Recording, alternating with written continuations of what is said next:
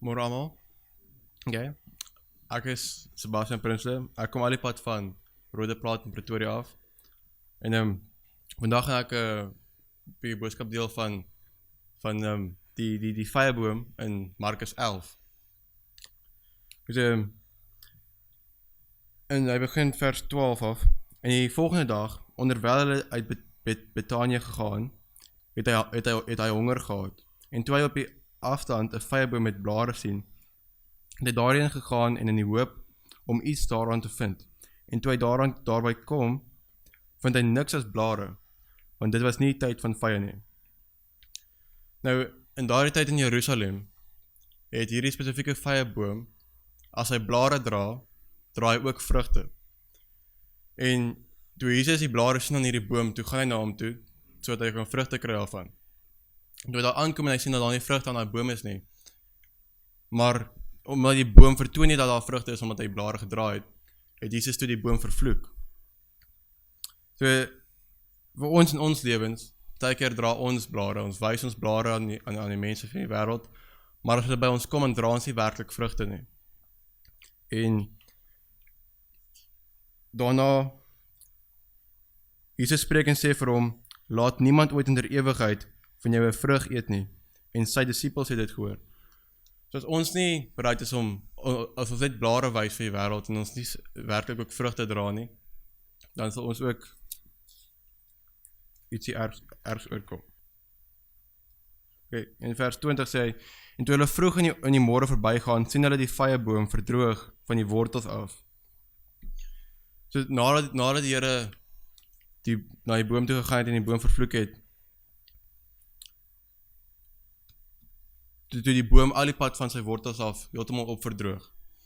En so as ons nie ons wortels in die woord van die Here laat ingroei nie, dan gaan ons ook in die geloof heeltemal opdroog.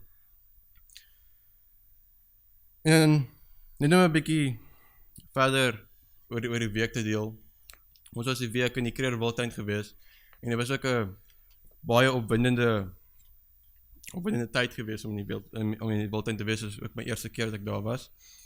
En ons het net na 6 toe ons by Hekke in en ons het rondgery. Ons het net na 6 toe kry ons het 'n paar kameelperde en zebras gekry, so al vroeg die oggend. En reg hierdie dag het ons ook baie ander spesies. Ons het meer as omtrent so 50 spesies gesien. En vir die eerste keer het ek ook 'n klomp spesies gesien wat ek baie graag in my lewe al wou gesien het, wat ek vir die eerste keer net kon sien. En ons het heel dag deur baie diere gesien en ons elke keer nou en dan 'n nuwe spesies gekry. Nou, dit was 'n baie opwindende toertjie gewees. En wat ook het vandag 'n getuienis deel van hoe die Here in my lewe gewerk het en hoe ek tot hierso gekom het by die ABL kampe en die leierskapkampe. So, 'n paar jaar terug het ek my pa verloor aan hartversaking. En ek het voor die tyd, voor hy oorlede is, het ek baie aan die Here gebid en ek het hom gevra om my pa gesond te maak. Maar op die uiteinde van die dag, toe ek gevoel asof God nie regtig oor my gebede omgegee het nie. En by my pa se begrafnis het ek gesien na die mense wat hulle getuienisse gelewer het oor wat hy in hulle lewens beteken het ek eintlik gesien dat hy het nie heeltemal my gegee wat ek wou gehad het nie, maar hy het so baie vir mense beteken wat rondom ons was en hy het so baie mense gehelp. En na my pa se dood het ek begin wegdwaal van God af. Ek het regtig vir my gevoel asof my pad verloor het. En omtrent 'n jaar nadat my pa oorlede is, toe het iemand my ma vertel van ABL se kampe. En ek het gesê ek sal bereid wees om dit by te woon. In Desember 2023 toe ek op my eerste ABL kamp gewees. En ek het kamp bygewoon en dit het my weer teruggebring na God toe. Ek het weer my pad gevind en ek het teruggedra na God toe. En die volgende jaar in 2024 toe het ek my tweede kamp bygewoon en my derde kamp het ek ook die eerste leierskapkamp bygewoon. Na hierdie kamp het my lewe baie drasties verander. En ek het toe met leraar Ranje gepraat en ek is toe 'n rukkie daarna, die 2 November laas jaar, deur 'n leraar Heine gedoop. En so ek het ook laasweek by Suid-Afrika kampvergadering, toe ek met een van my vriende se ma gepraat, en ek het by haar uitgevind dat al my kampe is gesponsor, meeste van dit, en ek het met die tannie gepraat, en ons ken mekaar baie goed, en sy het my gesê dat sy in beheer was om vir my te sorg om al my kampe vir my te betaal, en ek was baie dankbaar daarvoor, en ek het in daai stadium het ek in trane uitgebars, want hulle het regtig geweet dat hierdie ietsie is wat vir my belangrik sal wees, en dit het my regtig gehelp.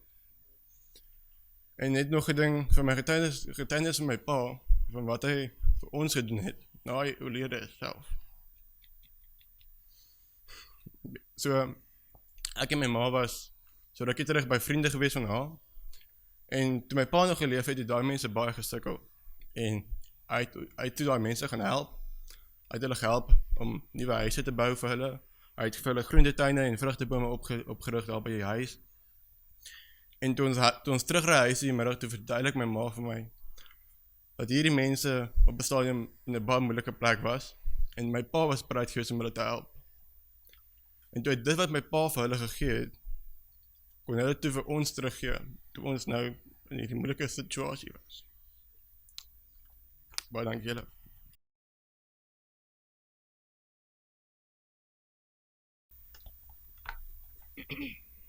Goeiemôre almal en geseënde Sabbat. Ek is Karla. En hierdie week het ons baie aktiwiteite gedoen, maar een van my gunsteling aktiwiteite was om Moholoholo te besoek. Nou vir die wat nie weet nie, Moholoholo is 'n diererehabilitasiesentrum wat diere wat beserings opgedoen het of abandoned was, inneem en vir hulle sorg. Dit was baie lekker om so naby aan wilde diere te wees, soos leeu's en luiperde. Maar jy moet nie te naby kom nie, of andersins gaan jy amper soos Hannes opeindig, wat amper Hammes geword het, na 'n baie honger wyfielie wat teen die hek opgespring het. Maar nie net was dit lekker om die diere te besoek nie. Dit het my ook herinner aan 'n wonderlike gedagte van God. En toevallig het ons ook navorsing gedoen op Openbaring 14, wat ook aansluit by hierdie gedagte. In hierdie hoofstuk word daar gepraat van die lam, wat almal op die aarde vrygekoop het, wat rein, goedhartig en getrou was aan God. Net soos die mense by Moholoholo, die diere van lewens red God ons lewens deur om ons sondes te vergewe en vir ons te sterf, en so het hy ons vrygekoop. Hierdie kamp het ook regtig baie beteken vir my. Ek onthou die heel eerste keer toe ek leierskap 1 gejoin het. Toe het ek net gedink het gaan nou nog 'n lekker kamp wees met lekker aktiwiteite. Maar nie net doen ons lekker aktiwiteite hierso nie, ons bestudeer ook die Bybel. Nou, dit kan boring klink, maar jy leer soveel nuwe ander goeders hierby. Dit vat jou verhouding met die Here op 'n hele ander nuwe vlak.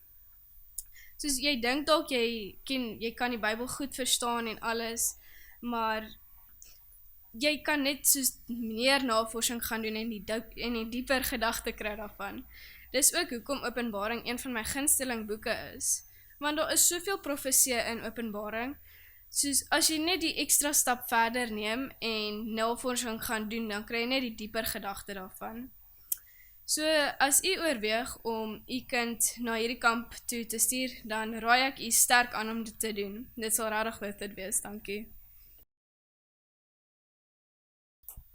Môre almal, so ek is Justin, en eers gaan ek praat oor die toer wat ons gedoen het na oom Walter se huis, en hulle het ons 'n toer gegee van hulle studio en waar hulle video's maak en alles, en ek het nogals amazing gevind hoe 'n video meer as miljoene mense kan bereik.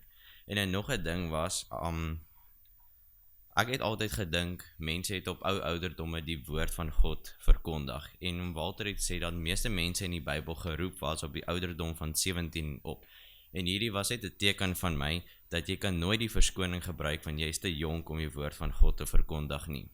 En dan die vers wat ek interessant gevind het was, Markus 2, van die 4 manne en hulle verlamde vriend, wat die dak gebreek het en hom deur die dak gesak. waar Jesus hom toe genees het. Hierdie is nou net 'n kort opsomming, maar die les vir my agter hierdie is, deur om net die regte vriende te kies, kan jy help om regte besluite te maak en kan partykeer jou lewe red. Dankie. Môre almal. So voor ek begin wil ek net vir al die ouers van die leiers sê, ek is jammer dalk vir die moeilikheid wat julle by die huis gaan kry oor klagtes, oor van die fasiliteerders, maar ek kan julle verseker dat hulle baie fikser is na hierdie kamp en bietjie meer gedissiplineerd. So, oom Heine, hulle het van my net gevra om my 'n getuienis te vertel oor hoe die kamp in my lewe verander het en almal om my se lewe verander het. So ek was die storie begin in 2021, waar ek gekies was as hoofseun van my skool en in 2022 was ek die hoofseun gewees. In my hele laerskoolloopbaan het ek al die regte keuses gemaak en alles goed gedoen. Maar soos julle weet, as jy vir iemand sê om heeltyd die regte ding te doen, om iets te doen, dan op 'n ou end dan is dit die teenoorgestelde wat 'n mens wil doen.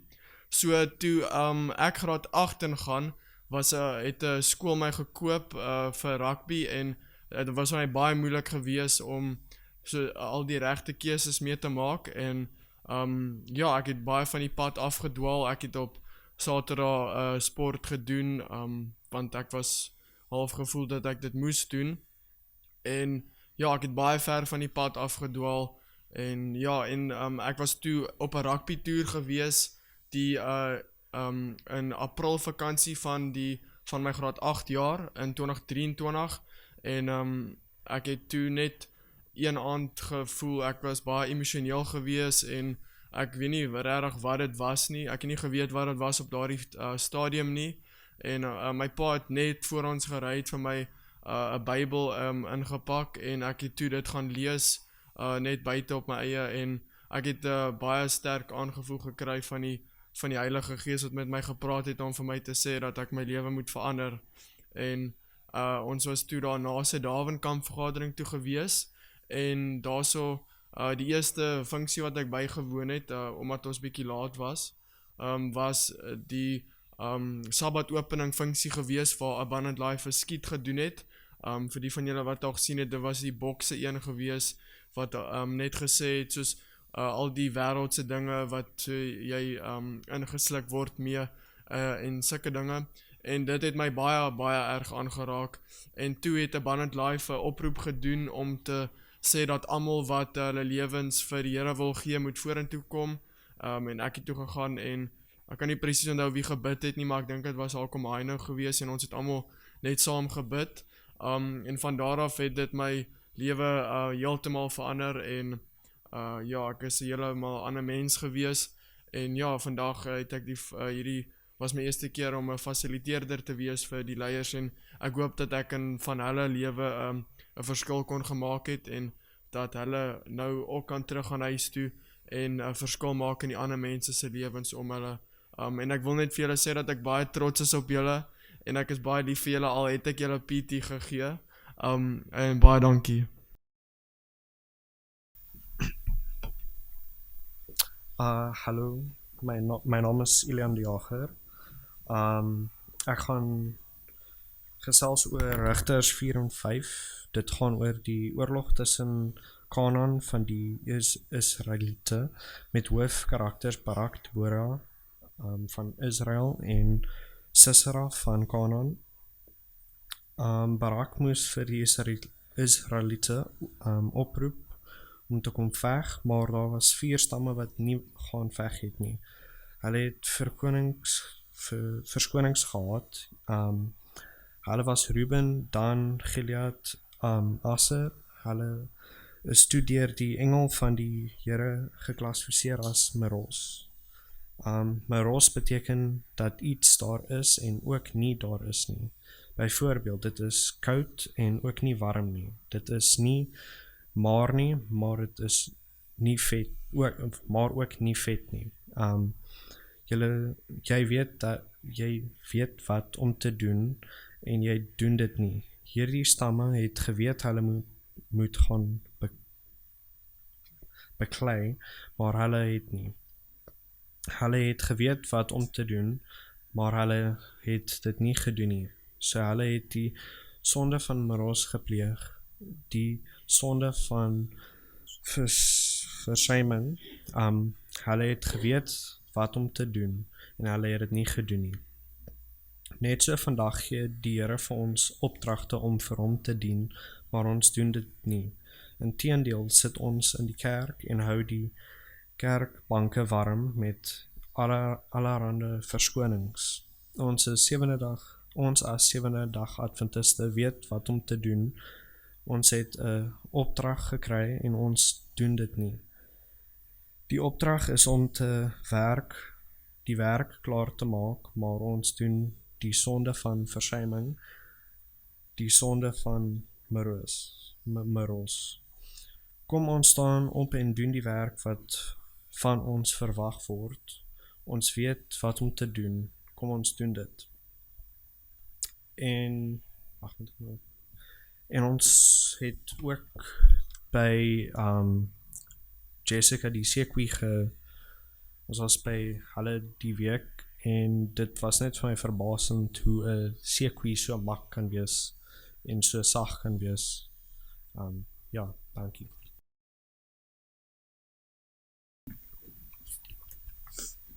Goeiemôre en geseënde Sabbat. My naam is Anushka van Wyk en ek gaan vandag praat oor die aktiwiteite wat ons gedoen het en wat ons geleer het uit die Bybel. Eers gaan ek praat oor wat ek uit die Bybel geleer het en die stukkie wat ek gekies het was Rigters 4, die storie van Barak en Debora. Waaroor die storie gaan is 'n profetes genaamd Debora en die seun van Abinoam, Barak. Die storie begin waar die kinders van Israel na haar opgaan vir regspraak.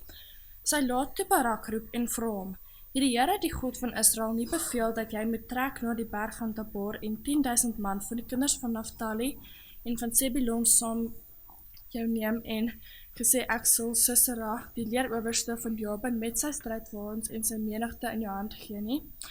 Barak sê toe vir Debora: "Ek sal net trek as jy saam met my trek." Debora stem toe saam en sê vir hom, sy sal saam met hom gaan, maar die eer sal nie syne wees nie. Die Here sal Sisera in die hand van 'n vrou verkoop. Hulle wen toe en Sisera is oorwin. Die storie leer my dat ons nie soos Barak moet wees wat bang was om alleen te gaan veg nie. Ons moet nie bang wees nie, want God is by ons en hy sal ons altyd beskerm teen alles. En hy sal daar wees vir ons veral in ons moeilike tye. Ons moet net na hom toe gaan. Ek gaan nou praat oor my gunsteling aktiwiteit van die week, die Ekka-grotte. Die Ekka-grotte was baie mooi en die toergids was baie vriendelik. Hy het ons al die stories van die grotte vertel en ons baie interessante dinge gewys. Wat persoonlik vir my die mooiste was van die hele toer, was die krokodilgrot. Die naam kom daarvan as gevolg dat die stalagtiete wat aan die bokant van die grot en die stalagmiete aan die onderkant soos krokodiltande lyk. Ek het aan die einde van die Ekka-grotte ook uitgereik na die gids toe en vir hom 'n armbandjie en sleutelhouer gegee wat wys hoeveel God hom liefhet. Hy was baie opgewonde daaroor en het gesê hy sal my onthou as hy daarna kyk. Ek wil nou ook graag met julle my getuienis deel.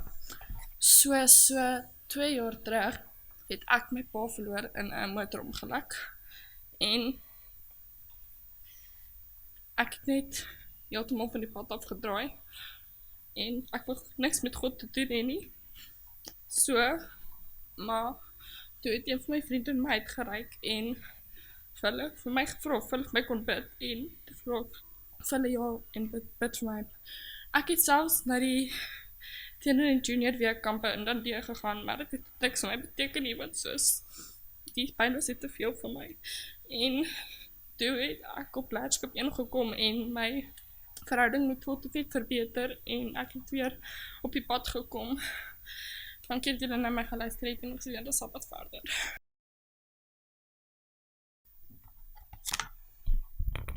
Môre almal. Geseënde Sabbat. Ek seker julle weet wie ek. Nee, ek Jabin. So ek gaan vandag julle 'n bietjie vertel oor wat ons hierdie week gedoen het en geleer het. Ek gaan 'n bietjie praat oor die Echo Caves.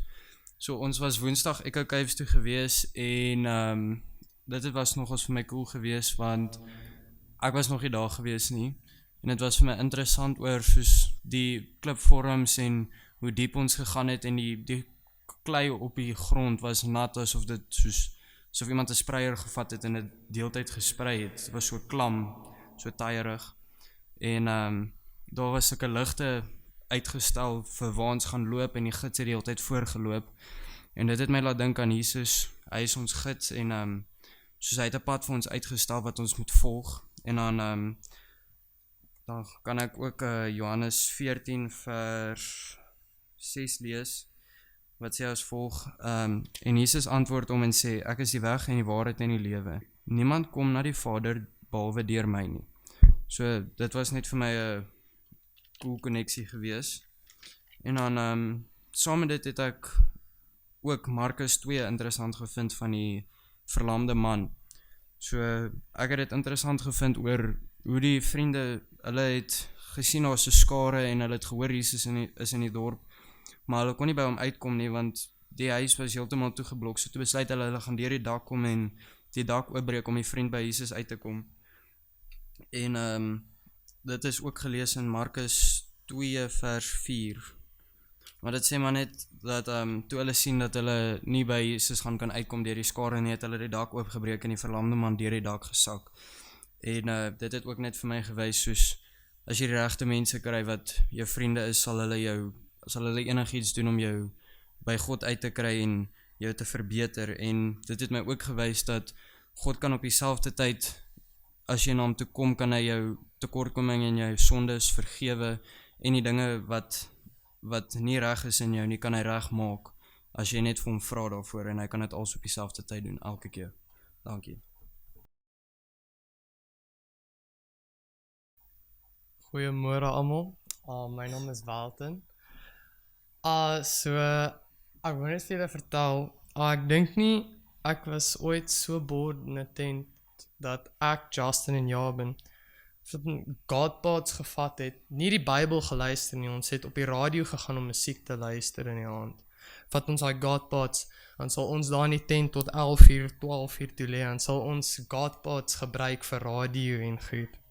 En so een van die dinge wat ek baie geniet het op hierdie kamp is Tannie Jeannie se chef tipe van 'n ding. Ek weet nie wat noem mense dit nou weer nie, maar ja.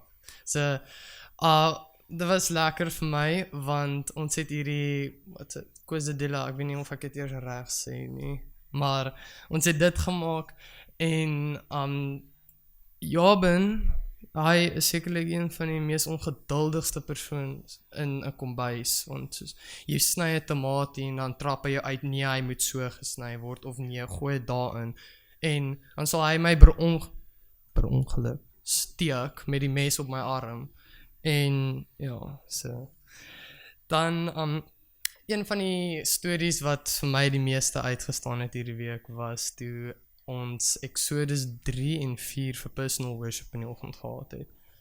Dit was die storie van Moses hoe hy op die berg gegaan het en toe praat hy met God deur die bosse wat gebrand het. En toe sê God mos vir hom dat hy moet na Egipte toe gaan en die mense uit Egipte uitlei.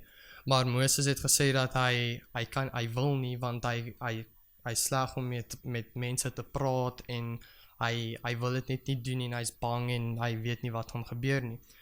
Toe wys God hom net van hoe hy die staf op die grond moet gooi, toe word 'n slang, tel dit op, toe sit weer terug in die staf en die hand, wat dit, ja, daai storie. En toe wat ek daai uit geleer het is dat hy moes net geloof in God gehad het, want God het vir hom gesê met geloof kan jy enigiets doen. Want hy moes geloof in God gehad het en in hom vertrou het dat hy hom in Egipte sal help en dat hy ons sal help met Farao en dat hy die mense uit Egipte uit moet lei. So een van die getuienisse wat ek wil vertel vandag is, wat oor dit gaan, is dat so 'n paar jaar terug het ek in die klas begin sukkel om te sien. Ek het soos van hier tot daar agter kon ek nie ordentlik groot woorde sien nie wat meeste mense kan sien. En toe sê die juffrou vir my, nee, my ma moet my na 'n dokter toe vat, want ek kon ook nie eers meer my musieknote mee lees nie. toe gaan ons na die oogdokter toe sê hy vir ons nee, hy weet nie heeltemal wat's fout nie, maar daar's 'n groter probleem. Toe vat ons my na 'n spesialis in Pretoria, wat daar so is 7 spesialiste by daai hospitaal, en dit is die een wat aan my gewerk het, is een van die beste spesialiste in die land. Toe doen hulle klomp toetse aan my, soos byvoorbeeld een toets was, hulle sit sulke yster goed in jou oë, wat jou oë so aftrek, met jou kop in so 'n boks sit, wat ligte aan en af flash, dan lees dit jou brainwaves en wat jou oë sien. Toe kom dit uit, ek het 'n siekte gehad, cone dystrophy. Dit is 'n siekte wat jou visie word erger oor tyd, dit blur uit en dan raak dit al hoe donkerder en donkerder. Toe sê hulle vir my en my ma hulle dat ek gaan by die ouderdom van 16 sal ek heeltemal blind wees. En dit was nie lekker vir my nie, want ek kan nie onthou hoe oud was ek op daai tyd nie, maar om te dink op die ouderdom van 16 is soos een van die lekkerste tye, want jy kan soveel lekker dinge doen, en om te dink ek sou blind gewees het, het nogal my hart gebreek, en my ma alles en almal. Toe het ons daai eerste aand het ons so baie gebid, ons het die kerk het vir ons gebid, ons hele familie het vir ons gebid. En toe my pa sê die hele tyd vir my, so hy sal toetse by die huis met my doen, soos lees vir my van hier tot daar, dan sal ek als reg kry. En hy sê hy verstaan nie wat hierdie spesialis van praat, dat my oë het 'n siekte nie. Toe sê daai spesialis nog vir ons moet oor 'n jaar terug gaan ons oor 'n jaar terug, doen hulle presies dieselfde toetse op my, en toe kom dit uit, ek is heeltemal gesond, en ek het die oë van iemand wat nog nooit probleme met hulle oë gehad het nie, en ek het soos perfekte oë gehad. En toe kan ek sê vandag dat ons het definitief met geloof in God vertrou, en ons het definitief met so baie geloof gebid, om te weet dat hy sal my gesond maak, en dat niks is vir hom onmoontlik nie. Al sê 7 spesialiste vir ons dat ek sal blind word by die ouderdom van 16. So ja, dit was nogal 'n groot ding vir ons, en toe maak hy my gesond. Dankie. Goeiemôre dames en here. My naam is Hannes, en soos julle weet, ek het die leierskapkampe gedoen. Wow, dat is baie. Maar ek gaan vandag praat oor ons trip na Moholoholo toe. Moholoholo, soos wat Carla gesê het, is 'n Animal Rehabilitation Center, of 'n dierhospitaal, as mense so kan stel. En ons het baie geleer oor die diere, en wat die mense doen om die diere te help, hoe hulle gesond maak, en meeste van wat ons geleer het was hoe wat mense se invloed is op die diere. Ons het geleer oor hoekom sekere diere in die rehabilitation center is. Dit was alles van jagters wat hulle gekwes het, tot mense wat drade gelos het in die velde. Maar die een wat my die kwaadste gemaak het, was definitief gewees, omdat mense sit gif in dierelyke om aasvoëls dood te maak, sodat die aasvoëls nie sal die rangers kan sê waar die dier doodgemaak is nie. So wat my baie kwaad gemaak het daarvan is dat nie net sal 'n poacher agter 'n dier aangaan vir 'n klein deel van hom nie, maar hy sal alles in sy pad vernietig om by daai dier uit te kom. Selfs aasvoëls en alle roofdiere. En wat vir my baie uitgestaan het van Moholoholo is die mense wat daar werk. Hulle kry nie vreeslik baie aandag van die media af, as ek dit so kan stel nie.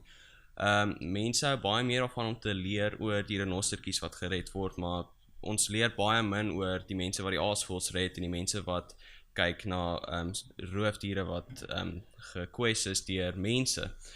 En dit is my uitgestaan oor hoe ons moet wees as Christene, dat daar's baie, ek wil amper sê take as 'n Christen wat vreeslik baie aandag kry van ander af. Maar die belangrikste take gaan meeste van die tyd under the radar, as ek dit so kan stel. En ons prioriteit moet wees om die woord van God daar buite te kry, regardless van of ons geherken word daarvoor of nie. En die mense wat daar werk het vir my vreeslik ek het vreeslik jammer gevoel vir hulle as ek dit so kan stel, omdat hulle gee hulle lewens daarvoor, nie in 'n literal sense nie, maar hulle is al hele lewens besig om te werk daar, maar niemand weet eintlik van wat hulle doen nie, want dis 'n thankless job. So ons as Christene gaan nie altyd ons voete gesoen hê oor wat ons doen nie, maar ons moet nonetheless gaan en God se werk doen. En selfs as ons alleen staan, ek glo dat elkeen van daai mense wat daar werk, selfs as hulle die enigstes is wat dit doen, sal hulle nog steeds dit doen tot die dag dat hulle doodgaan. En die subject waaroor ek wil praat is Markus 4, die parable of the sower. So Jesus het vir die skare gepreek en toe vertel hy, soos julle weet, die storie van die sower. Hy het uitgegaan en sy veld gesou, en van dit het by die pad geval en was dadelik opgevreet deur die voëls. Van dit het geval op rocky places en die wortels het nie baie diep gegaan nie, en toe die son opgekom en die plante was vernietig. Van dit het geval in dorings, en die dorings het hulle versmoor en doodgemaak. En van dit het geval in good soil, en dit het geflourish en geprosper. En wat vir my spesiaal was daarvan, was dat die saadjies is die woord van God en ons is die sowers. En ons gaan nie noodwendig weet of ons eintlik vreeslike lewens aangeraak het nie, want toe ons 'n uitreik gedoen het na die mall toe, het ons vreeslik baie boekies uitgegee en Bybels en goed. Ons mag dalk nooit weet of daai mense eintlik na Christus toe gekom nie. Dit het my baie gefrustreer, want ek wil baie graag weet wat het toe geword van die aksies. Maar ons gaan nie noodwendig ooit weet of die saadjies wat ons saai gaan prosper of flourish nie, maar ons kan alles doen wat ons kan, soos daai rangers, om te kry dat die plantjies groei en om ander te help om te produce, as ek dit so kan stel. En wat vir my baie mooi was van daai parable is die feit dat die sower het die saadjies gesaai, ten spyte van die feit dat hy geweet het dat meeste van dit gaan nie flourish nie en meeste van dit gaan nie prosper nie. Maar ons moet ons enigste doel op hierdie aarde, ons prioriteit moet wees om die woord van God daar buite te kry en om te evangelize. So dit is wat vir my uitgestaan het van die storie van Markus 4, is dat dit maak nie saak wat die omstandighede is nie, ons moet altyd die woord van God daar buite kry. En wat gebeur met die woord is uit ons hande uit, is net in God se hande. En dan wil ek net vinnig deel wat die leierskapkamp vir my beteken het. In die maande voor leierskap toe het ek vreeslik ver van God af gegaan. Dit het begin met klein compromises, soos om later te slaap en nie my Bybel te lees nie. En in daai klein compromises het die gap tussen my en God groter en groter geraak, totdat 'n paar weke gelede het ek regtig gevoel asof God my heeltemal verlaat het. Ek het nie meer God se stem gehoor nie, ek het leeg gevoel binne, ek het koud gevoel, en ek het gebid, maar het gevoel asof God nie eers meer geluister het na my gebede van oor en oor en oor nie, want dieselfde goed bid, van ek is jammer hiervoor, en ek is jammer daarvoor. En toe het ek vir God gesê, Here, as U wil hê dat ek moet op die leierskapkamp gaan, asseblief gee vir my iets wat sal dit bewys. En toe, 'n uur later, toe het ek 'n boodskap gekry van Tannie Lindy op sy werk by Abundant Life, en sy het my gevra of ek 'n sponsor nodig het vir die leierskapkamp, en sy het my gevra hoekom is ek nog nie hoekom het ek nog nie die vorms ingevul nie. En toe 2 ure later, toe het ek al klaar sponsor gehad om op die leierskapkamp te kan kom. So toe het ek vir God gesê, dis reg, ek sal kom. En toe was ek skoon opgewonde, want ek het geweet dat as God my hier wil hê, moet dit wees vir 'n purpose, en ek kon nie gewag het om te sien wat dit was nie. En hierdie leierskapkamp het my teruggebring na God toe.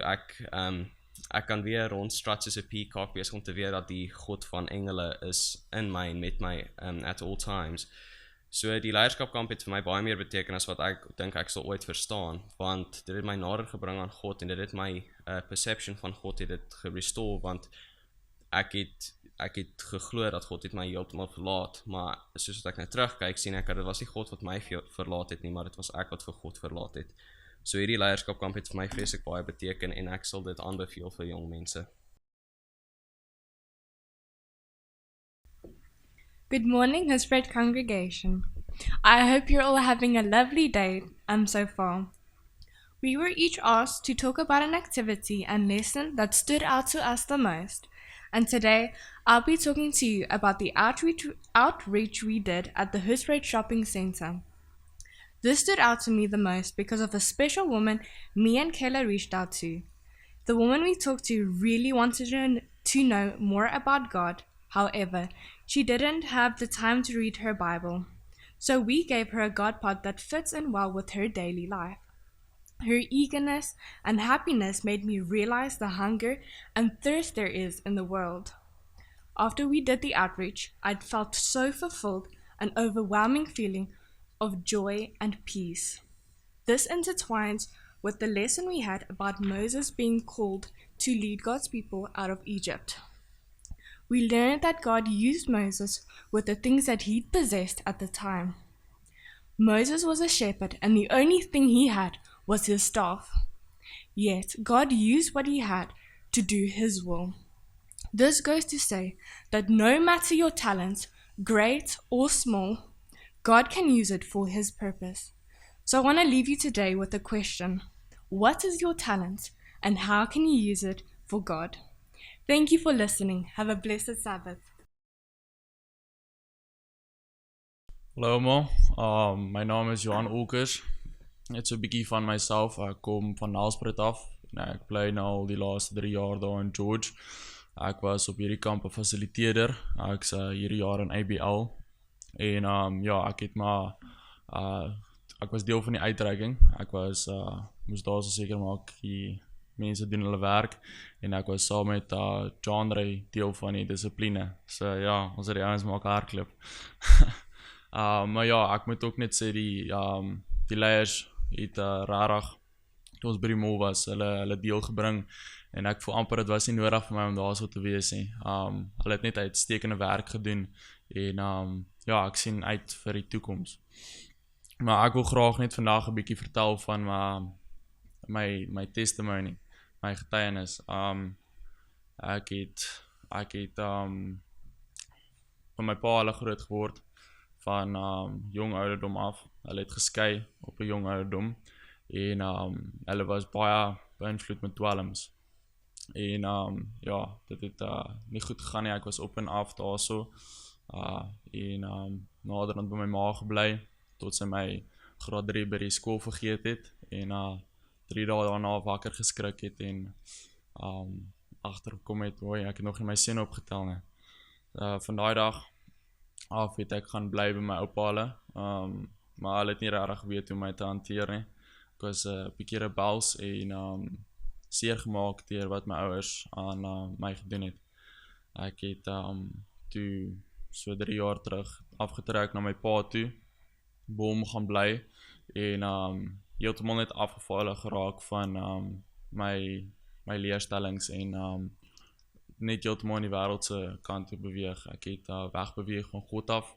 Ek het nie meer kerk toe gegaan nie. Ek het op Saterdag rugby gespeel en ek het gerook en gedrink en ek was net heeltemal in die wêreld in. Ek het ook ander middele gebruik ek nie nou wil ingaan nie. En ja, ek het net besef my lewe is op pad in 'n rigting in wat ek nie kan omdraai nie en dit is op pad in die afgrond in. En ja, ek het besef ek moet iets daaraan doen. So ek het vir myself gesê of ek moet nou direk gaan vir die wêreld, voluit gaan vir dit, of ek moet voluit gaan vir God, wat ek nog nie voorheen probeer het nie. En ek gaan toe op my knie en ek bid en ek sê, Here, ek is hierso. Ek het al voorheen gebid, maar ek het nog nooit voorheen u stem gehoor nie. Ek het nog nooit regtig daai ervaring gehad van u liefde nie. Maar ek is hierso en gebruik my as u kan. Anders gaan ek maar net my eie paadjie stap, ek my eie rigting volg en kyk waar kry dit my op die einde. En ek het so aangegaan en laas jaar Desember toe gaan kerk vir my oupa hulle. En my oupa sê toe vir my, maar hoor hierso, hoekom gaan jy nie abandoned life toe neem? My pa was in abandoned life en my broers en susters en ek besluit toe, okay, hoekom nie, wat het ek om te verloor? Dalk is hierdie maar net die deur wat ek voor gewag het. En ons teken my toe op en ek gaan toe weer terug George kant toe en toevallig is meneer daar so en hy sê vir my, okay, maar hoor hierso, kom hou 'n interview met my in persoon. Ek gaan toe na hom toe. Ek hou die interview met hom en kort daarna het ons alles uitgesort en ek's aanvaar op Abundant Life. En ek moet net sê dat dit my lewe drasties verander. Ek het wegbeweeg van my ou gewoontes af. Ek het net heeltemal nader aan die Here gekom. Ek het begin sy stem hoor wat iets niets vir my was wat ek nie regtig voorheen ervaar het nie. En ek het net Bybelstudie begin doen en ek het agterkom, maar dit is nie net 'n boek wat jy lees nie, 'n storieboek nie, maar dit is actually iets wat dit is actually God se woord, dit is lewend. En ja, dit was net amazing vir my en het my lewe drasties verander. Ek het op begin rook, ek het ophou my goeders begin gebruik. Ek het heeltemal net my lewe omgedraai. Daar is vandag nog steeds goeders wat ek as mens moet verander. Maar met die hulp van God kom ek daarby uit en ek is net so dankbaar en gelukkig het die wonderwerke nie ophou nie en dit gaan nog steeds tot vandag toe aan. Baie dankie. Goeiemôre almal. My naam is Andrew. Ek wil graag vandag 'n bietjie meer praat oor iets wat ons bespreek het by die ABL kamp, Openbaring 7. So tydens hierdie kamp het leraar Heino ons 'n paar vrae gevra oor hierdie hoofstuk. Hy het ons gevra dat ons moes vir hom sê wat was Joshua se naam voordat dit verander het. Ons moes hom sê wat sy naam beteken het. Ons moes vir hom gesê van wat sy stam hy afkomstig was. En dan moes ons ook gesê het hoekom sy stam nie in Openbaring 7 genoem word nie. So Joshua se naam voordat dit verander het was Hosea gewees en as ons na die Griekse betekenisse gaan kyk, sal ons agterkom dat Hosea beteken verlosser en Joshua beteken Jesus is ons verlosser. En in Numeri 13 vers 8 lees ons van die stam van Ephraim, Hosea, die seun van Nun. So ons weet nou dat Joshua van die stam van Ephraim afkomstig is, maar nou die moeilike gedeelte was om vir leraar Heino te kan sê hoekom Ephraim nie in Openbaring 7 genoem word nie. So as ons Openbaring 7 gaan lees, kom ons agter dit gaan oor die geestelike 12 stamme en die 144.000.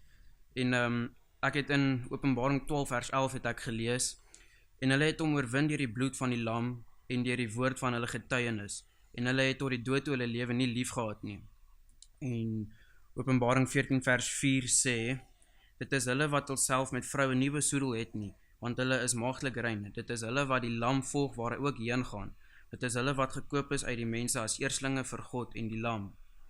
So as ons bietjie gaan dink en 2 en 2 bymekaar sit, sal ons agterkom dat Ephraim hulle klere nie in die bloed van die lam gewas het nie. Hulle het in sonde gelewe, of hulle het nie van hulle sonde geweef af weggedraai het en hulle het in afvalligheid gelewe. So 'n interessante ding is dat die stam van Dan ook nie saam met Ephraim genoem word nie, juis omdat hulle ook in sonde gelewe het. Nou omdat die geestelike 12 stamme nie meer voltooid was nie, moes daar 2 stamme bykom. En dit is waar die stam van Josef en Manasse ingetrek was om die 12 te voltooi.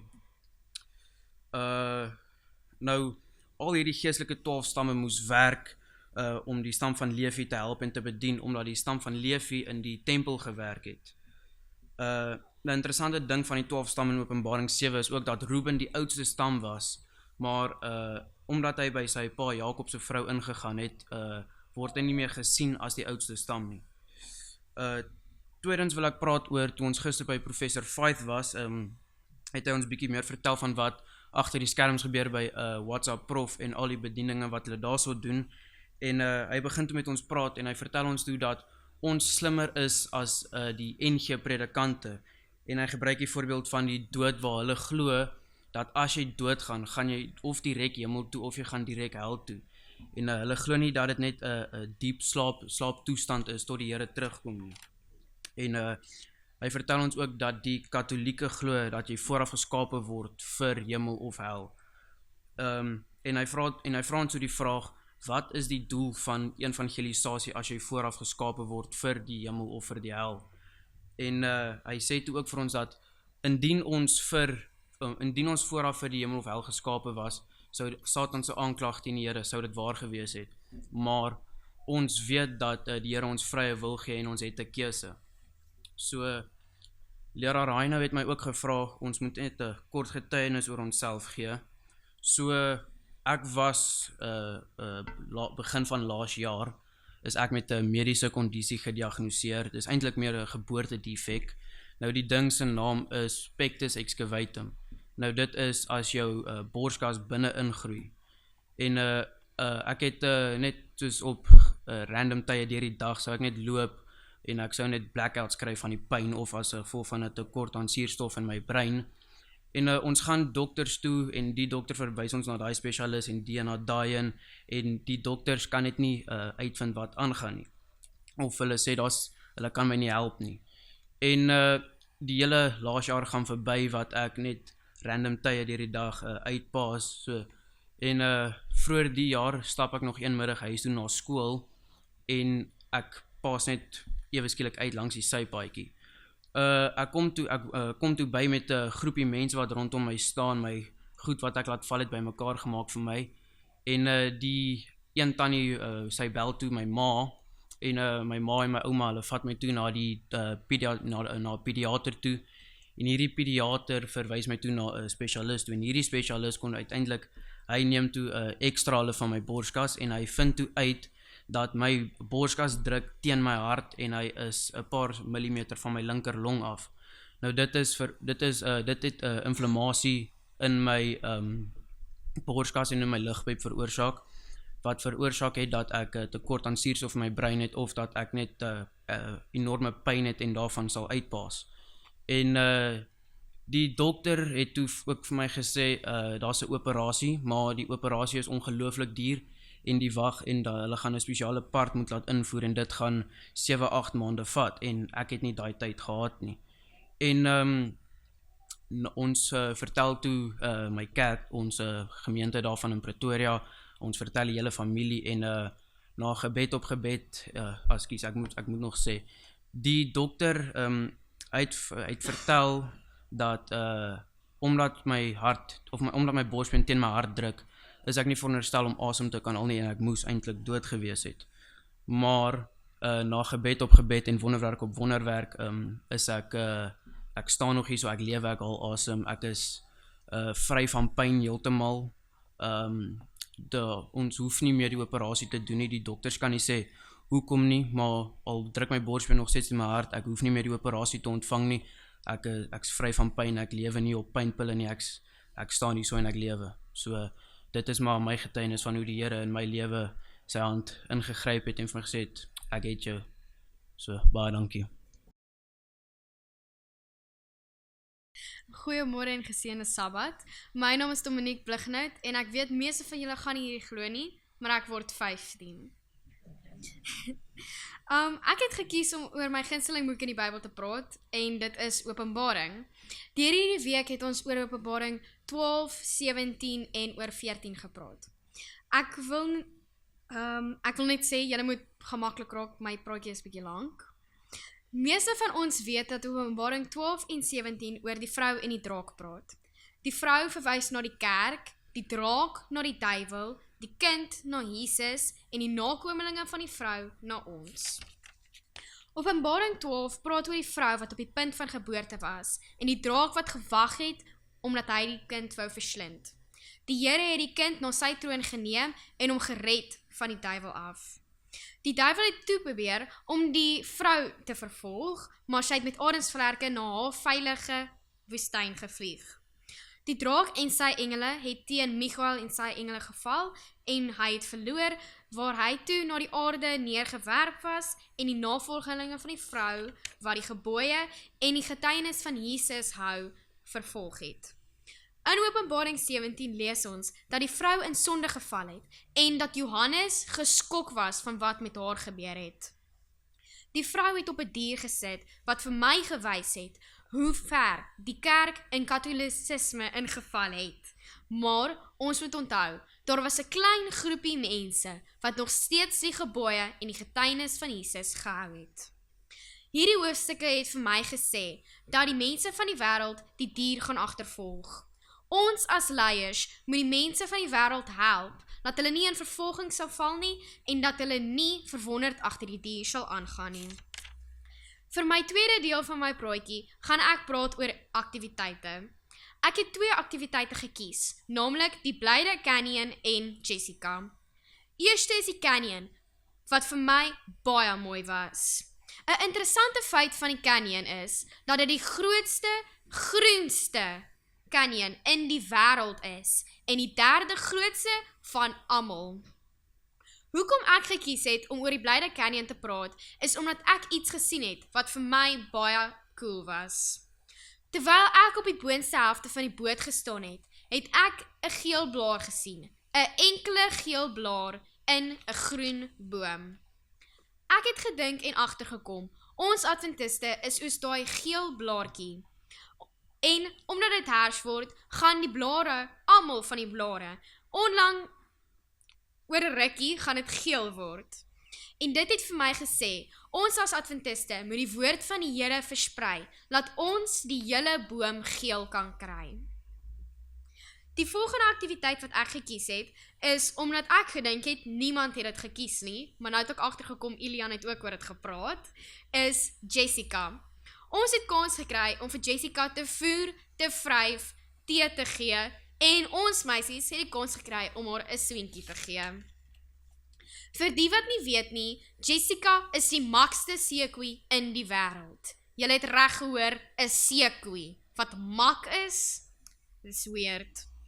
Om haar te ontmoet was vir my baie cool. Haar pa, oom Tony, het alles van haar vir ons vertel.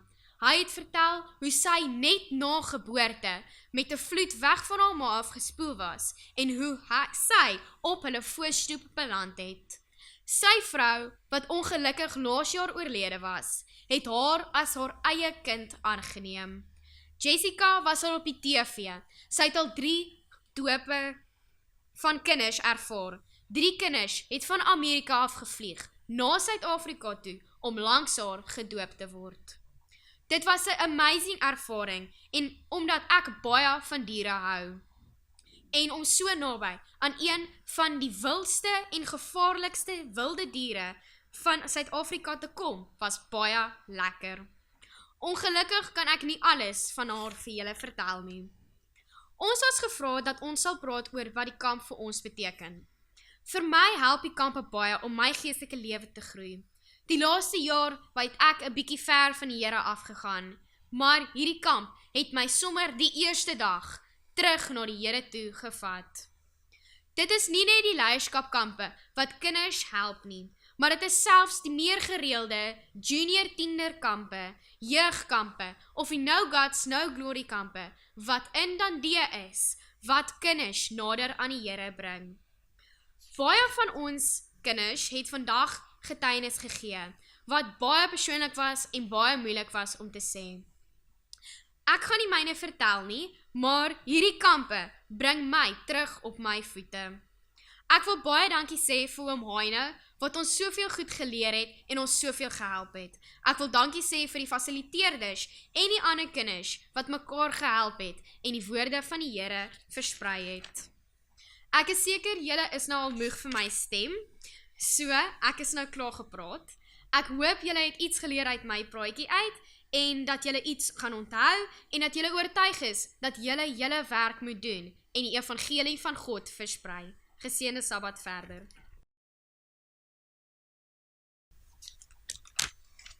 Happy Sabbath almal. Vir die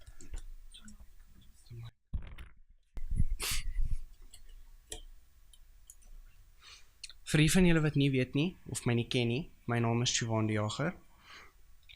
Ek het hierdie week God gevind in die natuur tydens personal worship en die uitstappies wat ons gedoen het.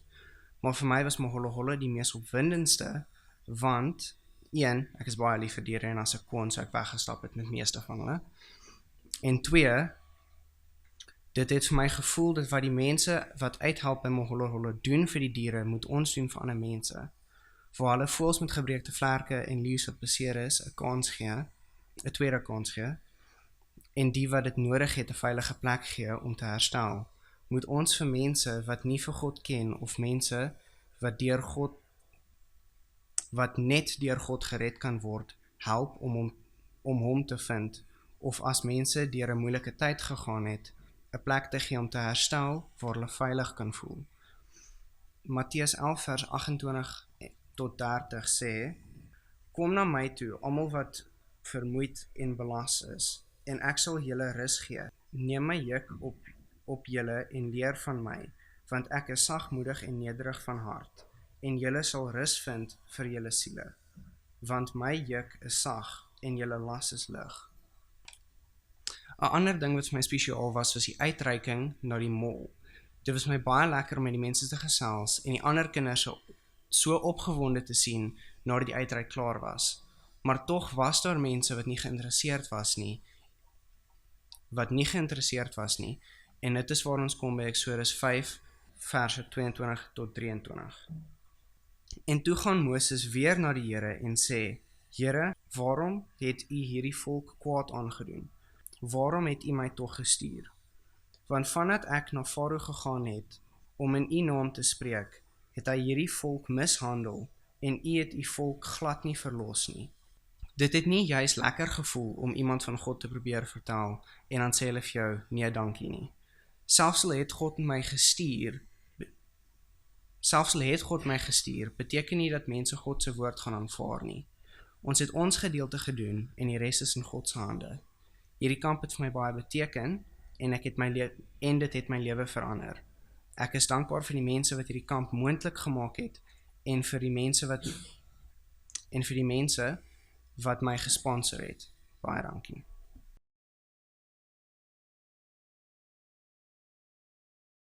Hallo, my naam is Nicolas Miller. Ek is bevoorreg om hierdie kampe te fasiliteer. Dit is nou my 4de kamp wat ek fasiliteer. Dankie myne. En ek het self hierdie leierskapkampe gedoen. Ek het begin, die eerste kamp wat ek bygewoon het was in Dundee. Dit was leierskap 1 in 2022. Ek was bevoorreg om 'n baie groot groep te kry van vriende wat ek van kleins af groot geword het, en dit het vir my nader gebring aan God. Voor die kampe was ek maar baie stil. Ek het gesukkel om vir mense te praat. Kan nou die een dag by leierskap 1 moes ek net vir my vriende gepraat het oor wat ek geleer het hierdie week. My bene het geklap teen mekaar en dit het, ja, jy kon sien van agterkant die kerk. Maar nou ek kan sien met hierdie kampe, dit het my 'n nuwe perspektief gegee van hoe ek aan mense aanraak. Die Bybel praat van by beholding you become changed. Deur 'n aanskouing van wie God is, word jou gedagtes verander. En dit is net deur hierdie kampe waar jy kan God werklik sien. Ons het gehoor al hierdie testimonies van hoe God werk in mense se lewens. En dit laat jy net besef, daar is 'n God wat aan ons wil vashou. Hy wil hê dat ons moet hom vertrou. En dit moedig jou aan om voor te staan by die presidente, voor die kerk, voor die vriende, om aan God te getuig. So God het my lewe aangeraak deur om vir my hierdie kampe te gee en deur dit vir my aan te moedig om voor mense te praat. Want ek is maar baie teruggetrokke, maar deur God se tentoonstelling van wie hy is, het ek 'n nuwe perspektief gekry van lewe, en deur dit ek kan hier so staan en ek kan sê dat ek aanbid 'n God wat waaragtig wil 'n verhouding met ons hê. Baie dankie en geseënd sal dit verder. Good morning. How are you guys? I just want to say how wonderful God is. I was sitting there and, my stress gets a hold of me and I was like shaking a bit. And I said a little prayer and I just felt like all of the stress just leave. So that was wonderful. This camp, I had the opportunity to read different passages and learn more about God. But there was one passage that really stuck out to me. And that was Mark 4. For you guys who don't know, it's about the seed that was spread and how the seeds represent someone's relationship with God and how they read the Bible and how it goes from there. And there was one seed that stuck out and resonated with me a lot for last year, and that was the seed that fell on the sand above the rock. How it would sprout as soon as it heard the word, it would sprout, but its roots weren't in God, it was on the rock. And that means that when the sun came up, it would dry out. So in life, I would hear the word of the Lord, and I'd be excited. I'm like, yeah, I'm going to change. And then when the trials came, I just gave up. And so last year, what happened was I decided I was going to go to a new school with a whole bunch of new people, because I felt like my old school, I didn't have a lot of people to spread the word with, and I didn't have as good of an education as I would have liked. So I went to this new school with no friends, and for me, being a social person, that was quite difficult, because I didn't really hang out with a lot of people. I couldn't make friends or get to know new people, and I did eventually find a friend group, but they were so closely knit because of prep school. I just stayed behind, I walked behind, and it hurt. And with school, it was stressful, a lot of work, and my spiritual life was also quite bad. The only time I would pray was before a test, and my spiritual life wasn't really there. And I would go to Teen Week, and I would learn so much about God, and I'd be so excited. But then as soon as I got home, I'd go back to my old habits. But then I decided later on last year to go on Leadership 1, which was Call to Grow. And I really felt like I grew there. My roots grew in God. I learned that you need to have a personal relationship with God. The reason why I was struggling so much was because I didn't have a personal relationship with God. And Umhano taught us how to study the Bible and get closer to Him. So I went back to school every morning. I read a bit, and I prayed not only for my tests. And as I grew with God, I decided last year I was going to get baptized, and definitely one of the best decisions I've made. And looking back today shows how much God has helped me. I know everyone in my grade personally, people in other grades. I've grown close to them, and I'm able to speak to them about God. Not only me having a personal relationship with God, but being able to spread it. And I realized my growth with God couldn't be because of pastors teaching me or like my parents telling me stories. It's me having a personal relationship with God. And also serving people isn't like regurgitating the Bible. When like we did outreach, when we spoke, me and Abigail spoke to the woman, we couldn't just like say Bible verses, whatever.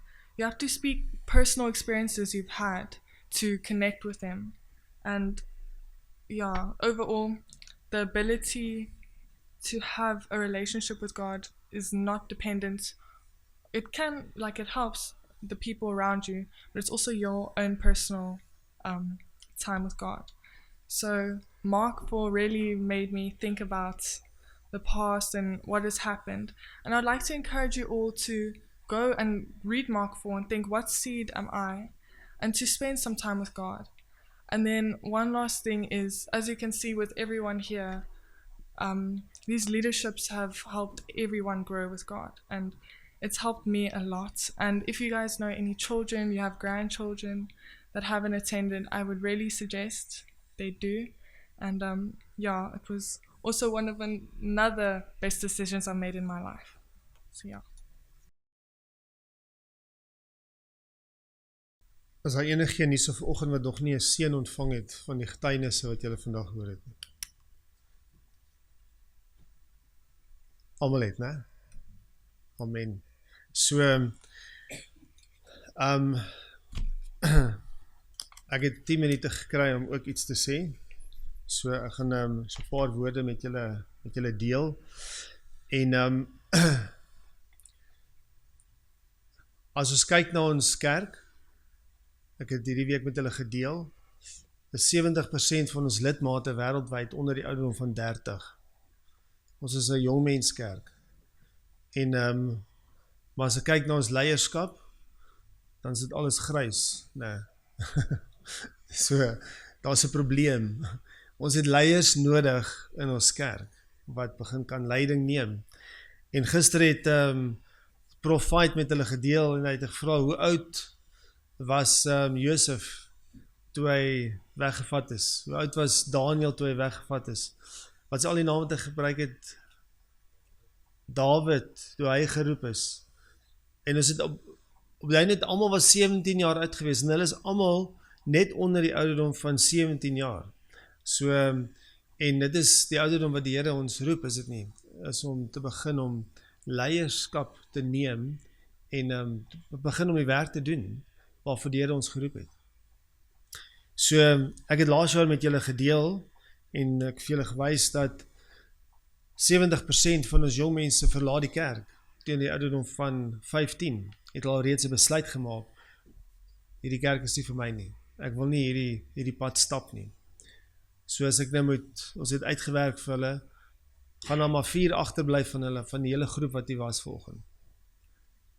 Dis die realiteit waar ons kerk is. En nou staan ek volgende hierso, want ons werk met die jong mense elke dag. En ons harte bloei vir hulle, want ons sien waartoe hulle gaan. Ons sien die stryd waartoe hulle gaan, die moeilike tye, die versoekings wat hulle net aanval. En die duiwel is daarop uit om net hulle weg te vat van die Here af. En die versoekings is groot. So, en ons as kerk draai amper 'n blinde oog na wat eintlik gebeur met ons kinders. Nou net ek mag 'n blinde oog draai, maar ek probeer om dit nie te doen nie. So, ja. Ek en Marina het, ek dink 'n jaar terug, toe ry ons op Johannesburg toe, daar's 'n groep sendelinge wat moes uitvlieg, en ek en sy gaan sien hulle af by die lughawe, almal is verskillende dele van die wêreld toe, te gaan sendingwerk doen, en ons is klaar by die lughawe, en ek sê vir man, ek is dan nou lekker honger, sy sê, maar kom skry sommer ietsie by die lughawe, ek sê van nee, ek sien nou lus om nou, weer op te gaan, en al die gange af te stap, en iets te gaan kry, en kom ons, jy moet ergens langs die pad ry, en ek dink ons het daai aand, het is Warmbad toe gery, want haar broer het toe nog in Warmbad gebly, Jaco, dat is 2 jaar terug eintlik, en ons ry toe nou, en nou ry ons op die snelweg van, Ouer Tambo af, en nou soek ons, en ons soek, daar is geen restaurante, ek waarsku julle, geen restaurante op daai hele pad nie, ne? En ons kom dan daar by Zambesi, ek sê vir, kyk, die kolonnade is hier naby, ek weet, en die klomp shopping centers hier naby, kom ons gaan net hier aan, nou is dit is al, 8, 9 uur in die aand, en ons trek daarin, ons kom daar by die kolonnade uiteindelik aan, sukkel om 'n parkering te kry, en ons gaan daarin, en die eerste restaurant is bystap is toe, maar dit is meer 'n koffieshop as dit 'n restaurant is, en ons gaan om die hoek, ek sê van, jy moet 'n Spur ergens wees, ons kom net by 'n Spur uit, en ons kom by die Spur uit, en stap daarin, en ek sê vir die ou, kan ons maar 'n sitplek kry, sê meneer, ons het nou net die kombuis toegemaak, ons kan jou ongelukkig nie help nie, en daar weet nie, daar is 'n ander burgerplek, en ek gaan soontoe, en ek sit daar, ek sê, kan ons 'n veggie burger kry asseblief, en die ou sê vir my, ja meneer, dis reg, ons gaan vir jou ene reël, en ons wag, en ons wag, en naderhand kom jy uit terug, hy sê vir ons, hy, nou ongelukkig bieg, maar al hulle veggie patties is uitverkoop, hulle kan nie vir ons 'n veggie burger gee nie, maar ek kan, as ek net so bietjie wag, hy gaan by Spur hoor, of hulle dalk 'n veggie burger vir my het, ek sê die Spur is klaar toe, ek sê so, ons sal maar voortgaan, en iets anders te gaan soek, en ons kom, ek sê vir, hier's McDonald's man, ek weet, hulle het ook 'n veggie burger, kom ons hoor net by hulle, of hulle nie vir ons kan help nie, en ons stap daar by die veggie burger, by McDonald's in, maar daar is 'n ry wat staan van hier af tot daar ander kant, en ek staan, en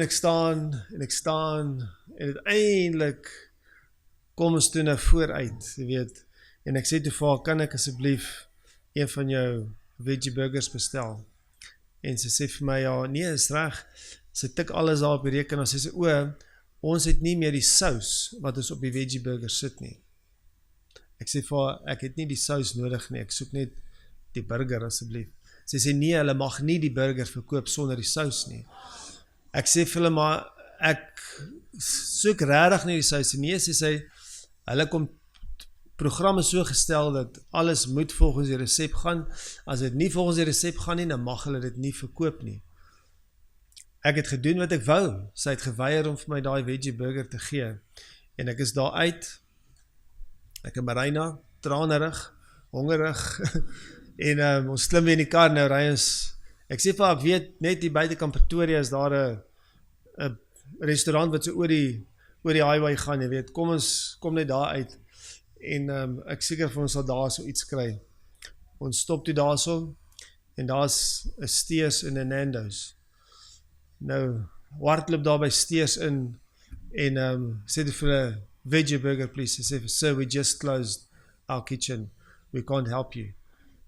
Ek hardloop daar by Nando's, ek sê julle vegetariese hoender hier so.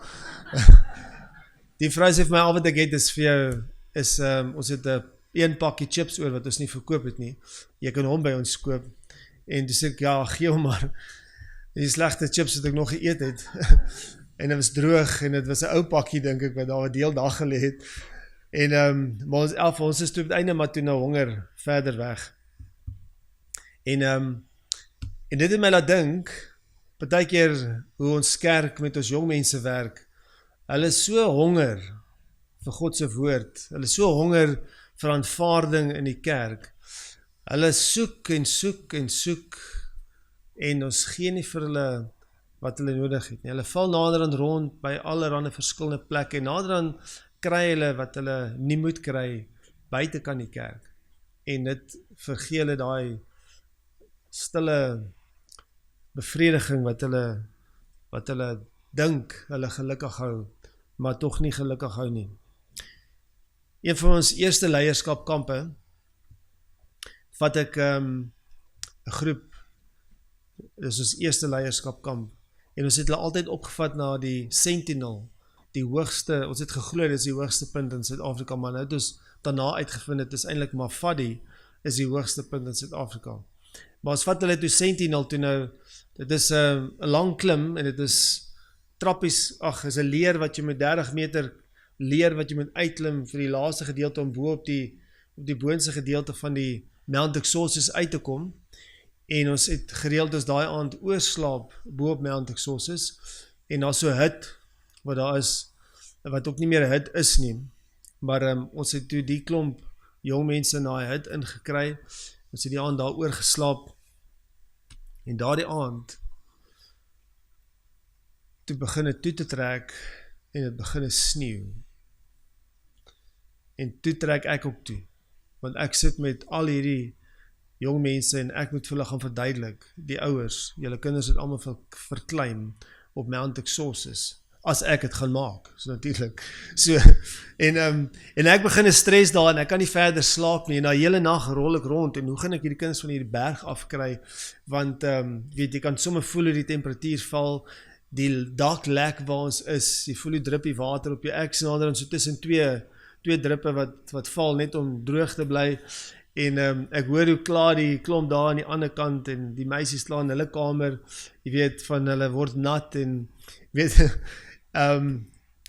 jy deel naderhand al jou kombersies uit wat jy het, om allemaal warm te kry, en is donker, en die son wil nie opkom nie, en ek het so ruk terug, ek doen nie advertentiewerk nou vir hulle nie, maar ek het so ruk terug by Moby Claw aangesluit, ek weet nie of jy al gehoor het van hulle nie, maar ek oorweeg het toe om, dis 'n nooddienste, wat jy kom help, waar jy ook al is, en ek oorweeg het naderhand om vir Moby Claw in die hande te kry, maar ek dacht toe wel, kom ons probeer Mountain Rescue eers in die hande te kry, want hulle is seker die ouens wat ons moet help, en dan probeer ek vir Mountain, en ek kry hulle in die hande, en het is,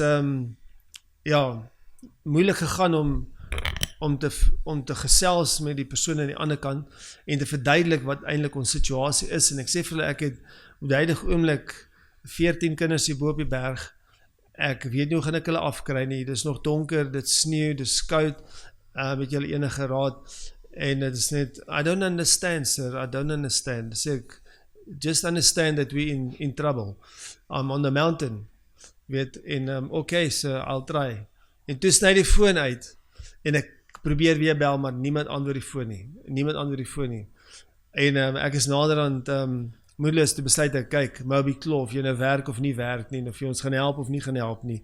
Dis nou ek en julle, en ek druk my panic button op my foon, en het is soos 3 sekondes, toe bel hulle my. En nou die sein is ook nie goed nie, ek moet nou die kamera bo in die venster balanseer, want dis die enigste plek waar ek 'n streepie sein kry, en nou staan ek so, om ook te hoor en te kan praat, en die ou bel my toe dadelik terug, en hy sê, meneer, kan ek jou help? Ek sê vir hom, ja, asseblief. Ek sit in die berg, bo op Mount Exodus, hy sê, ek kan sien presies waar jy is, meneer. Ek sê vir hom, great, gaan jy my afkry? Ek sit met 15 kinders. Hy sê, dis 'n probleem. Ek sê vir hom, ja, want dis hoekom dit nou jou probleem is. Hy sê vir my, ek gaan Mountain Rescue bel. Ek sê vir hom, sterkte broer. En in elk geval, hy sê, gee my net paar, hy bel my terug, 5 minute later, hy sê, ek het Mountain Rescue in die hande gekry, so en so gaan jy nou terugbel, en dan gaan hulle vir julle presies sê wat om te doen. Ek sê vir hom, okay, great. En hy bel my terug, 5 minute later bel die Mountain Rescue bel my toe terug, en hy sê vir my, meneer, ek verstaan jy is in die moeilikheid, ek sê vir hom, ja, hy sê, al wat jy moet doen is ontspan. Ek sê, great. Hy sê, alles gaan reg wees. Hy sê, omdat dis kinders, hulle is bang vir niks nie, weet, en hulle geniet sneeu, en weet, vat hulle net rustig tot by die kettingleer, laat hulle daar afklim, en weet, vat hulle terug huis toe. Ek sê vir meneer, jy verstaan nie, dit is koud hier so bo, en dit sneeu, en hulle is rof, en hulle gaan stres, en hulle hande gaan vries op die kettingleer, en hy sê, nee, moenie jy worry, vat in die pad terug, rustig en kalm, ontspan jy net. Ek sê vir hom, is reg, ek sal ontspan. En ek sê die foon neer, en toe ek die foon neer sit, toe bel Moby Claw my. Sy sê vir my, meneer, ek wil graag weet, het Mountain Rescue gebel? Ek sê, ja, hy het my gebel, en hy sê, ek moet dit en dit en dit so doen. Hy sê vir my, is reg meneer, volg hulle instruksies, ons sal jou ook volg op Moby Claw. Ek sê vir hom, 100%. En het word toe nou lig, en ons geef elkeen hulle bordjie pap wat hulle moet eet. Daai spultieners het nie 'n saak gehad oor daai sneeu nie. Dit was soos die 7de hemel waarin hulle is, né? Hulle kom uit daai hut uit, maar hulle hardloop in daai sneeu. Hulle maak sneeu angels, né? En hulle is net een groot pret en plesier daar. Hulle gooi mekaar met sneeuballe, en ek kyk die spul, so ek dink, het julle idee in wat se gevaar julle is, jy weet? En ons moet van hierdie berg afkom. En maar hulle het dit net geniet. Hulle het gehardloop en gespeel, en ek sê vir hulle, okay, nou moet ons fokus, ons moet nou by daai leer uitkom, en dis waar my grootste stres is, want daar's geen veiligheid op daai leer nie. Weet, en ons moet net by daai leer afkom. So, en toe ons begin loop, toe bel Moby Claw my. Sê, meneer, ons sien julle het begin loop. Sê ek, ja, ons begin. Hy sê, is reg, ons hou jou dop. En ons stap toe ons by die kettingleer kom, daai kinders daar af, jy weet, asof dit niks is vir hulle nie. En toe ek by die leer kom, en die helfte is al klaar onder, toe bel Moby Claw my weer, en hulle sê vir my, meneer, ons sien jy is nou by die kettingleer. Toe sê ons, yes, ek is hier so. Hy sê, sterkte, ons sal weer met jou gesels as julle almal onder is, weet, ek sê wel, ek klim laaste af, so julle sal weet wanneer ek onder is.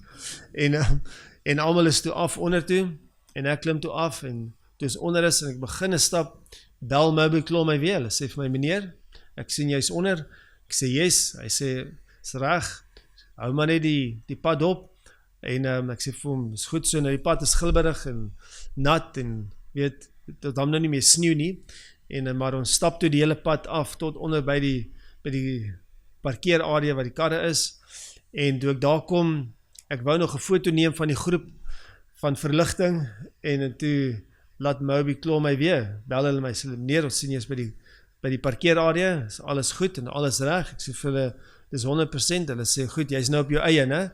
Want ons weet, jy is nou veilig. Sê ek, nee, baie dankie. So, en toe is ons van daar af, ons is toe nou verder. Maar dit was 'n groot stresfaktor gewees, en ek wil vir julle 'n aanhaling lees, van wat Tannie Ellen geskryf het. Sy sê, God has appointed the church as a watchman, as a Moby Claw, to have a jealous scare over the youth and children. 'n jaloerse omgee vir hulle. Die duiwel mag hulle nie vat nie. jy weet, en ons gaan beklei vir hulle. And as a sentinel to see the approach of the enemy and give warning of danger. And give warning of danger. But the church does not realize the situation. She's sleeping on God. Ons is nie heeltemal die Moby Claw wat ons moet wees nie. Hartseer om te sê dat Abundant Life is sekerlik een van die grootste jeugorganisasies in ons land wat nie geondersteun word deur ons konferensies of die Unie nie. Ons word erken deur hulle, maar daar is geen ondersteuning nie. Elke liewe ding wat ons doen, moet ons doen met ons eie fondse wat ons moet genereer, deur donasies wat ons kry, deur kampfooie wat ons vra. Maar van die kerk se kant af self word daar geen ondersteuning gegee nie. En ek praat nie negatief nie, ek gee vir julle feite wat hartseer is. En so ons doen basies die werk van die konferensie wat hulle eintlik moet doen. Maar hulle gee ons nie daai ondersteuning nie. En ek beklei elke dag met hulle amper daaroor, en as ek kan, dan stry ek met hulle daaroor. Maar as ons nie die ondersteuning daar kry nie, dan moet ons dit by die gemeentes gaan haal, en ons moet by ander gemeentelede gaan haal, en by ander plekke gaan haal, om ons jong mense 'n plek te gee, waar hulle onder 'n Moby Claw kan wees, waar hulle as hulle kos soek, dat hulle die regte kos gaan kry, en dat hulle kan sterk word in Christus. Dit is die werk wat ons moet doen. Dit is ons eerste prioriteit van ons kerk, is om seker te maak dat ons jong mense Christus in hulle lewens het, en dat hulle God se woord kan lees en kan verstaan.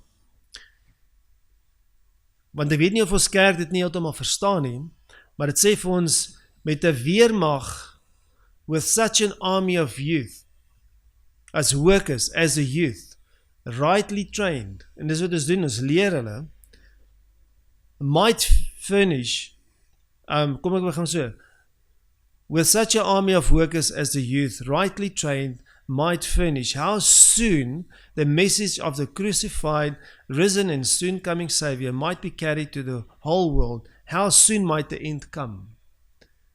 Nee? Die einde gaan eers kom as die jong mense die boodskap uitvat, lyk dit vir my. Want die einde gaan vinnig kom, as ons jong mense, hulle ouderdom, hulle is nie bang om in die straat in te gaan, en die mense voor te keer en te sê, hier's vir jou Godpad, hier's vir jou boekie, kom lees, kom ons bid saam, of selfs net jou chocolates weg te gee, vir iemand net om te sê, luister vir my, kan ek saam met jou bid, want dit is die einde van die tyd waarin ons lewe, en ons het hierdie weermag van jong mense het ons nodig. So, ek en Marina ry op die, ek en sy en ek kan nie my dogters, maar ek dink Martinique was nog klein gewees, en ons is daarna 'n kampvergadering toe in die boondes, ek kan nie daar was, daar is Alice ras ergens rond, was dit gewees, en ons is klaar met die kampvergadering, en ons ry daar uit, en ons ry terug huis toe, en ons sien dat die naaltjie van die kar beweeg vinnig na empty toe, en die liggie begin nader aan te kom, en nou begin ons evens te stres, jy weet, want ons kry nie, en is nog nou paadjies, en uiteindelik kry ons so geroeste bordjie langs die pad, met so koukie geskryf, petrolpompie, jy weet, met 'n pyltjie, en ons trek daarin, en dit is half skemer, en ons parkeer daar so langs die geroeste petrolpomp, wat so in die stof is, en daar's plasse water wat daar lê, en daar's so klein gehuggetjie daar, wat 'n winkeltjie is, en langsom is daar 'n klein kamertjie,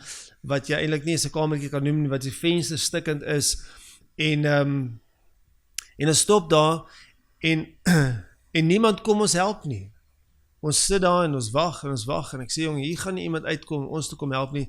Ek staan daar, en ek klim uit die kar uit, en ek stap daar na die klein venstertjie toe, wat stikkend is, en ek loer daar, en daar lê die petroljochie, met 'n geskeurde hemp, en verslete broek, en sonder skoene, lê hy daar vas aan die slaap.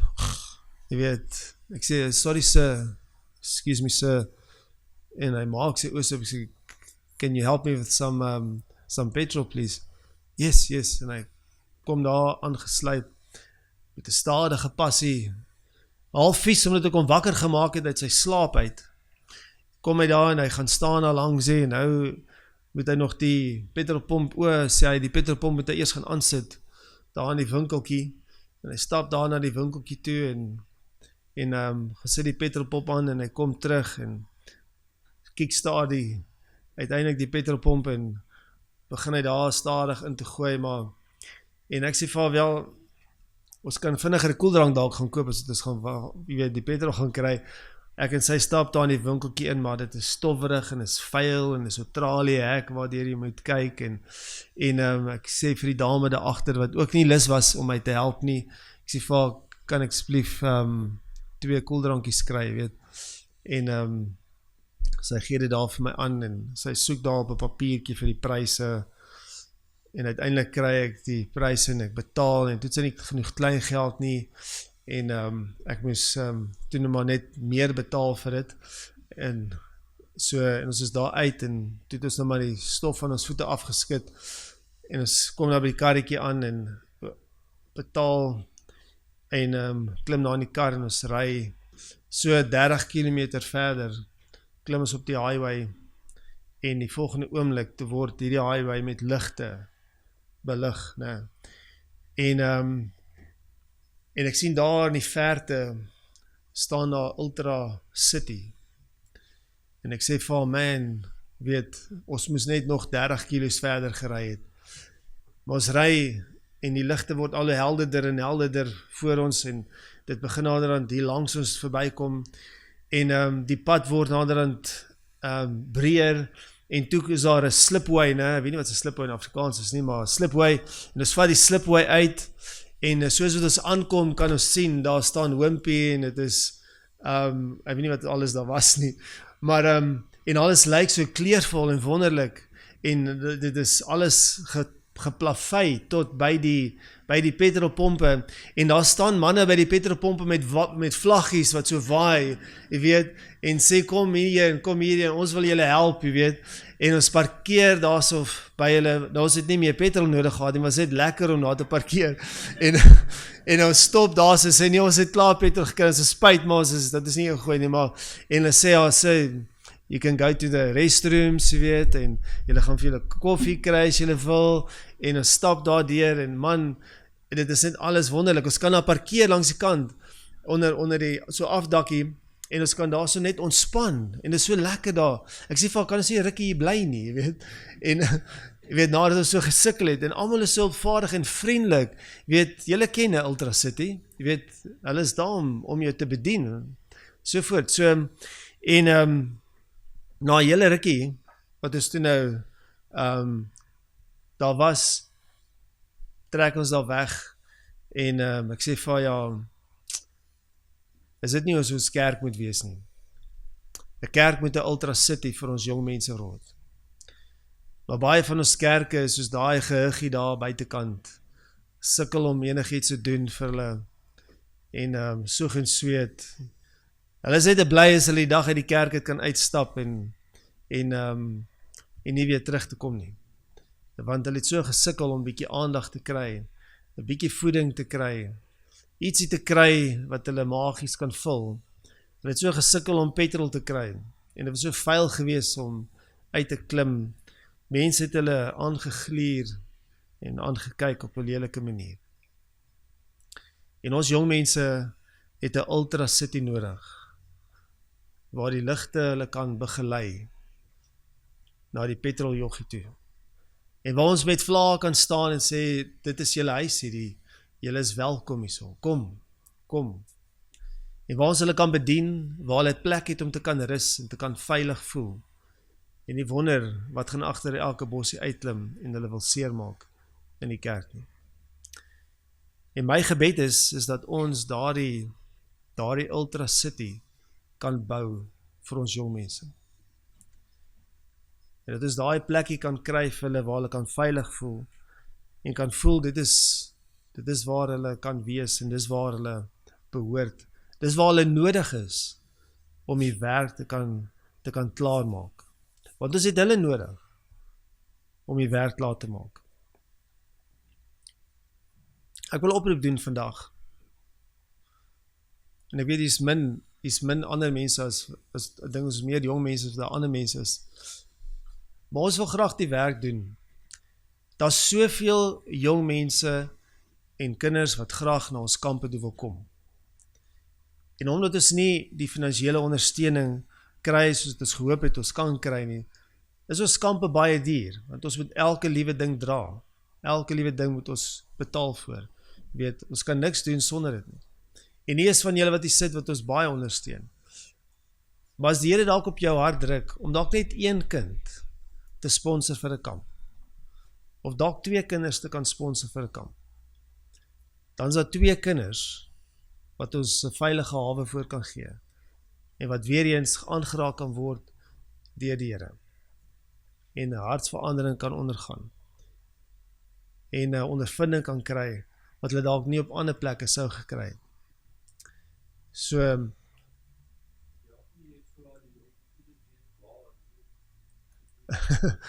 okay, so, is 'n goeie vraag daai.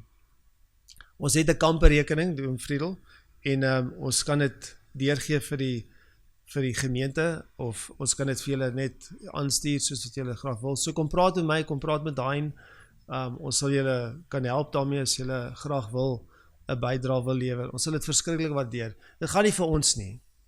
Dit gaan nie vir Abundant Life nie. Daai geld gaan suiwer uit en uit vir ons jong mense en ons kinders. Die helfte van die kinders wat hier so sit, is gesponsor. Ons kamp hierso, want selfs nie is hulle kostes wat hulle betaal het, kon ons kamp se kostes gedek het nie. Ons het nog sponsors van buitekant gekry om die kamp te kon doen en alles te kon laat uitwerk soos dit moet uitwerk. En ek wil nie geld gepraat nie, maar dit is vir ons jong mense. Dit is vir hulle wat ons graag 'n oproep doen vandag. Nie net hulle wat hier sit nie, maar daar's baie wat daar so buitekant sit wat graag fondse nodig het om hierdie kampe te kan bywoon. So mag die Here as dit op julle harte gedruk word. So, en mag Hoedspruit gemeente 'n Moby Claw word, 'n Ultra City word, waar ons jong mense, mag elke gemeente dit aanneem, en dat ons jong mense 'n veilige hawe kan gee, 'n plek wees waar hulle kan geestelik kan groei en gevoed kan word. So ja, mag die Here ons ryklik seën. Dankie vir die tyd wat ons hier kon spandeer het, en kom ons bid saam. Ons Hemelse Vader, Here, U het ons geroep vir 'n belangrike taak in hierdie wêreld, en dit is om die 3 engele boodskap te versprei. Here, U het ons geroep dat ons vir ons jong mense 'n plek kan gee waar hulle veilig kan wees, waar hulle gevoed kan word, waar hulle versterk kan word. Here, waar hulle onder 'n Moby Claw kan wees, waar hulle Ultra City kan ervaar. Asseblief, Here, ek bid vir elkeen van hierdie jong mense wat hier so is vandag. Here, hulle het groot besluite geneem in hulle lewens, om 'n pad saam met U te stap, om te kan uitstaan bo die wêreld, en te kan sê, maar ons staan vir 'n groter saak as vir enige iemand anderste. En dit is ons staan vir die saak van die Here. En ons wil graag 'n verskil maak in hierdie wêreld waar ons ook al is. En ek bid, Here, dat U elkeen van hulle sal seën, elkeen van hulle sal gebruik, Here, tot die uitbreiding van U koninkryk, waar ons vandag nou uit ons verskillende paadjies gaan uitgaan, en elkeen gaan ons verskillende huise toe gaan weer, en van volgende week af, as ons weer in die skole, en ons tussen ons maats, bid ek, Here, dat U ons daarso sal gebruik, om te kan opstaan vir dit wat ons glo, vir dit waarvoor U ons geroep het, Here, en dit is dat U ons verlosser is, dat U vir ons sondes gesterf het, vir ons 'n nuwe lewe gegee het. Dankie vir Hoedspruit gemeente, dankie vir dit, Here, wat hulle vir ons doen, dankie vir hulle oop deur, wat ons kon gebruik het. En ons bid al hierdie ding, Here, in die dierbare naam. Amen.